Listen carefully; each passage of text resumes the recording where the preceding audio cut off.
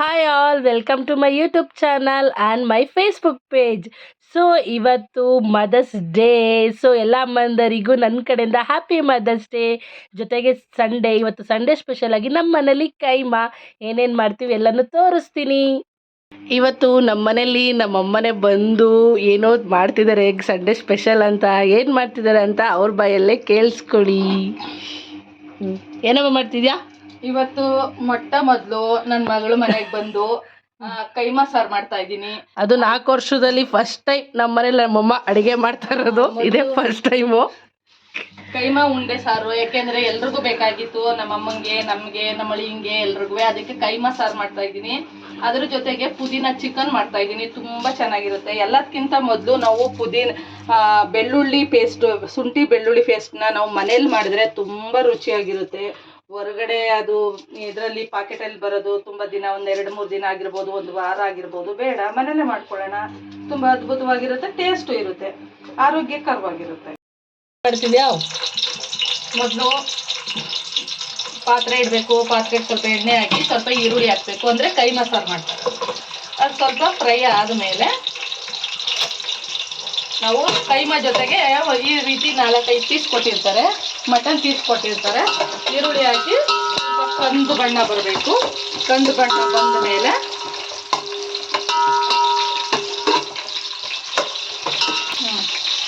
ಈರುಳ್ಳಿ ಹಾಕಿ ಸ್ವಲ್ಪ ಕಂದು ಬಣ್ಣ ಬಂದ ತಕ್ಷಣ ಈ ಒಂದು ಇದ್ರನ್ನ ಮಟನ್ ಪೀಸ್ ಕೊಟ್ಟಿರ್ತಾರೆ ಕೈಮಾ ಜೊತೆಗೆ. ಫಸ್ಟು ಈ ಮಟನ್ನ ಹಾಕ್ಬಿಟ್ಟು ಅದನ್ನು ಈಗ ಮಾಡಬೇಕು.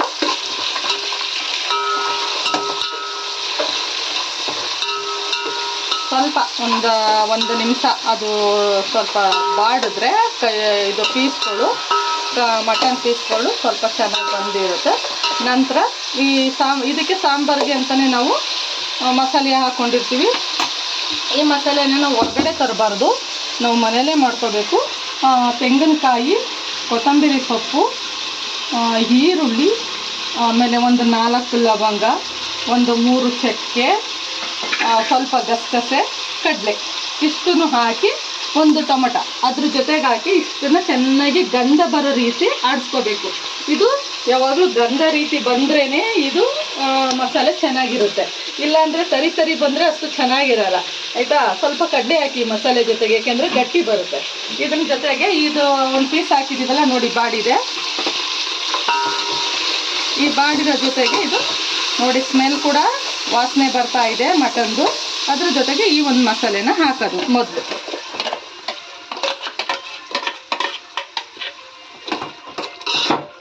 ಇದನ್ನ ಹಿಂಗೆ ಮಾಡಿ ಇದಕ್ಕೆ ಈ ಒಂದು ಜಾರ್ಗೆ ಸ್ವಲ್ಪ ನೀರು ಹಾಕಿ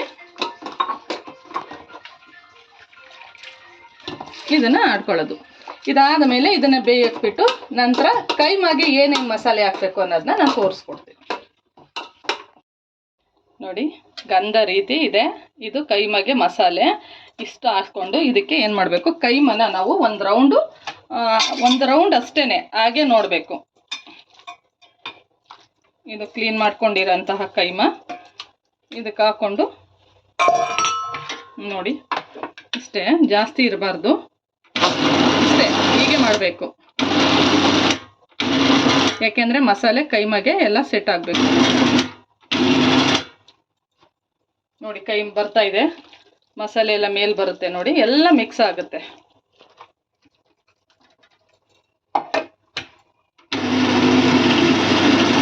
ಇದು ನಮ್ಮಮ್ಮ ಹೇಳ್ಕೊಟ್ಟಿರೋದು. ಮೊದಲು ಒರಳುಕಲ್ಲು ಅಂತ ಬರ್ತಾ ಇತ್ತು, ಒರಳುಕಲ್ಲಲ್ಲಿ ಆಡಿಸ್ತಾ ಇದ್ವಿ.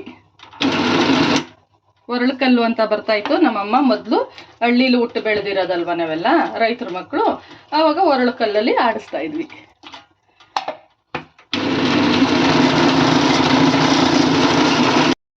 ನೋಡಿದ್ರೆ ಇದು ಮಿಕ್ಸಿಲಿ ಕೈಮನ ಮಸಾಲೆ ಜೊತೆಗೆ ಆಡಿಸಿದಾಗ ಈ ಥರ ಗಂಧ ಥರ ಸ್ವಲ್ಪ ಬರುತ್ತೆ. ಆದರೆ ಪೀಸ್ ಥರ ಸಿಗಬೇಕು ಅಲ್ಲಿಗೆ, ಆಗಿದ್ರೆ ಮಾತ್ರ ಟೇಸ್ಟ್ ಬರುತ್ತೆ ನಾವು ಮಾಡಿದಾಗ. ಇದಕ್ಕೆ ಒಂದು ಬಟ್ಲಿಗೆ ಹಾಕ್ಕೊಂಡು ಒಂದು ಬೌಲ್ಗೆ ಅದಕ್ಕೆ ಸ್ವಲ್ಪ ಉಪ್ಪು ಹಾಕಬೇಕು. ನೋಡಿ, ಉಪ್ಪು ಹಾಕಿದ್ದೀನಿ. ಇದ್ರ ಜೊತೆಗೆ 2 ಮೊಟ್ಟೆನ, ಇದು ನಾನು 1 kg ಮಾಡ್ತಾಯಿದ್ದೀನಿ. 1 kgಗೆ ಮಟನ್ಗೆ ನಾನು ಒಡಿಸಿರೋದು ಕೈಮನ. ಇದಕ್ಕೆ 2 ಮೊಟ್ಟೆ ಹಾಕೋಬೇಕು. 2 ಮೊಟ್ಟೆ ಹಾಕ್ಕೊಂಡು ಇದನ್ನು ಕೈಯಲ್ಲೇ ಕಲಸಿದ್ರು ಚೆನ್ನಾಗಿರುತ್ತೆ. ಕೆಲವರು ಸ್ಪೂನಲ್ಲಿ ಕಲಿಸ್ಬೋದು. ಕೈಯಲ್ಲಿ ಕಲಿಸಿದ್ರೆ ಎಲ್ಲದಕ್ಕೂ ಸ್ಪ್ರೆಡ್ ಆಗುತ್ತೆ. ಯಾಕೆಂದರೆ ಮೊಟ್ಟೆದು ಎಲ್ಲ ಕಡೆ ಎಲ್ಲ ಭಾಗಗಳಿಗೂ ಹೋದರೆ ಅದು ಉಂಡೆ ಒಡೆಯಲ್ಲ ಅಂತ ನಮ್ಮಮ್ಮ ಹೇಳ್ಕೊಡ್ತಾ ಇದ್ದಿದ್ದು, ಅದನ್ನೇ ನಾವು ಕಲ್ತ್ಕೊಂಡಿದ್ದೀವಿ. ಈಗ ನಮ್ಮಮ್ಮ ಹೇಳ್ಕೊಡ್ತಾವ್ರೆ, ನಾನು ಕಲ್ತ್ಕೋಬೇಕಂತೆ.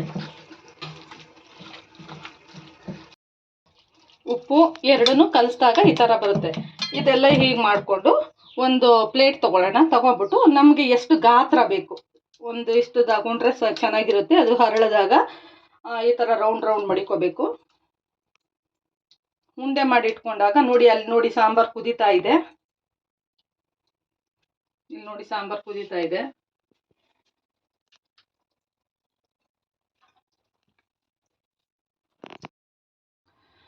ಇದು ನೋಡಿ ಸಾಂಬಾರು ಕುದೀತಾ ಇದೆ. ಅದಕ್ಕೆ ಸ್ವಲ್ಪ ಉಪ್ಪೆಲ್ಲ ಹಾಕಿ ರುಚಿಯಾಗಿರುತ್ತೆ. ಮೊದಲೇ ಹಾಕಬೇಕು ಉಪ್ಪು. ಅದು ಕುದಿಬೇಕಾದ್ರೆ, ಸಾಂಬಾರು ಕುದಿಬೇಕಾದ್ರೆ ಉಂಡೆಗಳನ್ನ ಈ ರೀತಿ ಮಾಡಬೇಕು. ಉಂಡೆ ಮಾಡಿ ಸೈಡಲ್ಲಿ ಬಿಡಬೇಕು. ನೋಡಿ ಬಿಟ್ಟಾಗ ಅದು ಪೂರ್ತಿ ಮುಳುಗುತ್ತೆ.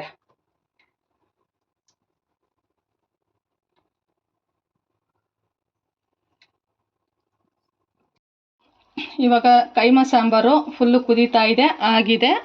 ಇದನ್ನು ಇಳಿಸ್ತಾ ಇದ್ದೀನಿ. ಇಳಿಸಿ ಇದು ಒಂದು 2 ನಿಮಿಷ ಬಿಟ್ಟರೆ ತಣ್ಣಗಾದರೆ ತುಂಬ ಚೆನ್ನಾಗಿ ಬರುತ್ತೆ. ಅದ್ರ ಮೇಲೆ ಒಂದು ಪ್ಲೇಟ್ನ ಮುಚ್ಚಿ ಇಟ್ಕೊಳ್ಳೋಣ.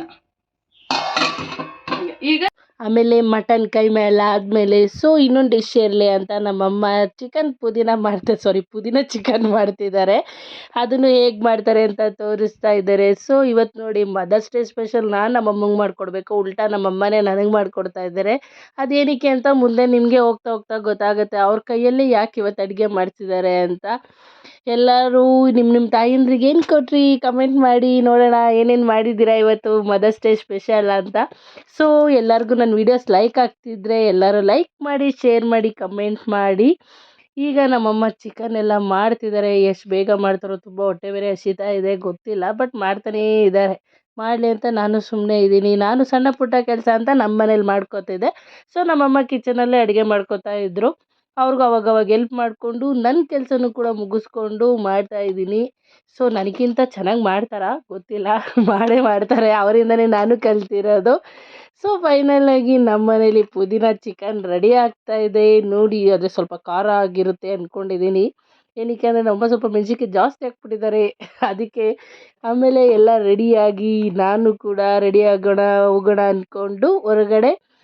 ಸೊ ಫೈನಲಾಗಿ ನಮ್ಮ ಮನೇಲಿ ಕೈಮಾ ಸಾಂಬಾರು ಮತ್ತು ಪುದೀನ ಚಿಕನ್ ರೆಡಿಯಾಗಿ ಎಲ್ಲ ತಿಂದ್ಕೊಂಡು ನಾನು ನಮ್ಮಮ್ಮ ಹೊರಟ್ವಿ. ಸೊ ಇವಾಗ ಎಲ್ಲಿಗೆ ಹೋಗ್ತಾ ಇದ್ದೀವಿ ಅಂತ ಗೊತ್ತಾಗುತ್ತೆ. ನಮ್ಮಮ್ಮ ಇವತ್ತು ಸ್ಪೆಷಲಾಗಿ ಅಡುಗೆ ಮಾಡಿರೋದು ನನಗೋಸ್ಕರ ಅಲ್ಲ, ಅವರ ಅಮ್ಮ ಮತ್ತು ಅವ್ರ ಅಕ್ಕನಿಗೋಸ್ಕರ ಮಾಡಿರೋದು. ಈಗ ಫಸ್ಟ್ ನಾವು ಹೋಗ್ತಾ ಇರೋದು ನಮ್ಮ ದೊಡ್ಡಮ್ಮನ ಮನೆ, ಅಂದರೆ ನಮ್ಮ ಮಮ್ಮಿಯವರ ಅಕ್ಕನ ಮನೆಗೆ. ನನ್ನ ಪಾಪುಲೆಲ್ಲ ಇವರೇ ನನ್ನ ನೋಡ್ಕೊಂಡಿರೋದು. ಈ ಕಡೆ ಕೂತಿದ್ದಾರಲ್ಲ ಅವರೇ ನಮ್ಮ ದೊಡ್ಡಮ್ಮ, ಅವರೇ ನಮ್ಮನ್ನು ನೋಡ್ಕೊಂಡ್ರೆ. ನೋಡಿ ಅಕ್ಕನಿಗೋಸ್ಕರ ಏನೇನೆಲ್ಲ ತೊಗೊಂಡು ಹೋಗಿದ್ದಾರೆ ನಮ್ಮಮ್ಮ ಅಂತ ಎಲ್ಲನೂ ಕೊಡ್ತಿದ್ದಾರೆ. ಕೂತ್ಕೊಂಡು ಅದು ಇದು ಅಂದ್ಕೊಂಡು ಮಾತಾಡ್ತಾಯಿದ್ರು. ಸೊ ಫೈನಲಾಗಿ ಅವ್ರನ್ನೂ ಮೀಟ್ ಮಾಡಿಕೊಂಡು ಮಾತಾಡಿಸ್ಕೊಂಡು ನಾನು ಮತ್ತೆ ನಮ್ಮಿಬ್ಬರು ಪಯಣ ಸ್ಟಾರ್ಟ್ ಆಯಿತು. ಎಲ್ಲಿಗೆ ಸ್ಟಾರ್ಟ್ ಆಯಿತು, ಈ ಸರ್ಕಲ್ ಯಾವುದು ಅಂತ ನಮ್ಮ ಮೈಸೂರಿಯನ್ಸ್ಗೆಲ್ಲ ಗೊತ್ತಿರುತ್ತೆ ಆಲ್ಮೋಸ್ಟು. ಸೊ ಫೈನಲಾಗಿ ನಾವು ನಮ್ಮೂರಿಗೆ ಬಂದ್ವಿ, ಅಂದರೆ ನಮ್ಮ ಅಜ್ಜಿ ಮನೆಗೆ ಬಂದ್ವಿ. ಅಂದರೆ ನಮ್ಮಮ್ಮನ ಮನೆಗೆ ಬಂದಿದ್ದೀವಿ. ಅವ್ರಿಗೂ ಕೂಡ ಎಲ್ಲ ಐಟಮ್ಸ್ ತೊಗೊಂಡು ಸ್ವಲ್ಪ ಫ್ರೂಟ್ಸ್ ಆ್ಯಂಡ್ ಸಾಂಬಾರು ಮಾಡಿತ್ತಲ್ಲ ನಮ್ಮ ಮಮ್ಮಿ, ಅವ್ರ ಅಮ್ಮನಿಗೋಸ್ಕರ ಮಾಡಿರೋದು ತಗೊಂಡು ಎಲ್ಲರೂ ಬಂದ್ವಿ. ಸೊ ಬರ್ತಿದ್ದಾರೆ ನೋಡಿ, ಇವರೇ ನಮ್ಮ ಅಜ್ಜಿ ಲಲಿತಮ್ಮ ಅಂತ. ಇವರೊಬ್ಬರೇ ಈಗಿರೋದು ನಮ್ಮ ಅಜ್ಜಿ ಅಂತ ನಮಗೆ. ಸೊ ಅದನ್ನೆಲ್ಲ ಮುಗಿಸ್ಕೊಂಡು ಮಾತಾಡಿಸ್ಕೊಂಡು ಮದರ್ಸ್ ಡೇ ಸ್ಪೆಷಲಾಗಿ ನಮ್ಮ ಮಮ್ಮಿಗೆ ಒಂದು ಜ್ಯೂಸ್ ಕೊಡಿಸ್ದೆ. ಕುಡ್ಕೊಂಡು ವಾಪಸ್ ನಾವಿಬ್ಬರು ನಮ್ಮ ಮನೆಗೆ ಬಂದ್ವಿ.